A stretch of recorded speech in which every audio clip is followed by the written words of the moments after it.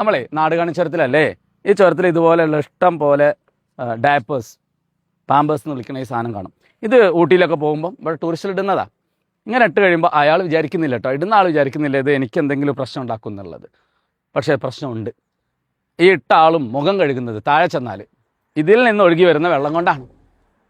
അതെങ്ങനെയാണെന്നറിയോ? ഇതിൽ അങ്ങനെ വെള്ളം ചാടിയിട്ട് ഈ കാണുന്ന പശ്ചിമഘട്ടത്തിൻ്റെ ചെരുവിലൂടെ വരുന്ന അനേകം ചോലകൾ ചേർന്ന് ചാലിയാറുണ്ടാകും.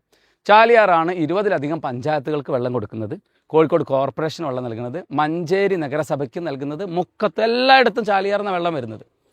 അപ്പോൾ നിലമ്പൂർ വാലിയിൽ പറയേണ്ട എല്ലായിടത്തും. നമ്മളൊരു ഹോസ്പിറ്റലിൽ കയറുമ്പോഴോ അല്ലെങ്കിൽ ഒരു ഹോട്ടലിൽ കയറുമ്പോഴോ ഇനി ഒരു പള്ളിയിലോ അമ്പലത്തിലോ കയറുമ്പോഴോ നമ്മൾ മുഖം കഴുകുന്നതും കൈകാലുകൾ കഴുകുന്നതും ഒക്കെ ഈ പുഴവെള്ളം കൊണ്ടാണ്. ആ വെള്ളമാണ് നമ്മൾ മലിനപ്പെടുത്തുന്നത്. അപ്പോൾ ഇനിയെങ്കിലും ഉത്തരവാദിത്തമുള്ള ടൂറിസം നമ്മൾ ശീലിച്ചിട്ടില്ലെങ്കിൽ, ഇവിടെ മുഴുവനുണ്ടല്ലോ ഫുള്ള് ബിയർ ബോട്ടിൽസുകളും വേസ്റ്റുമാണ്. ആ ഭാഗം മൊത്തം ഒരു 100 ബോട്ടിലെങ്കിലും ഇന്നലെ രാത്രി ഇവിടെ വീണിട്ടുണ്ടാവും. അപ്പോൾ ഇതെല്ലാം നമ്മുടെ നാടിനെ നശിപ്പിച്ചു കളയും.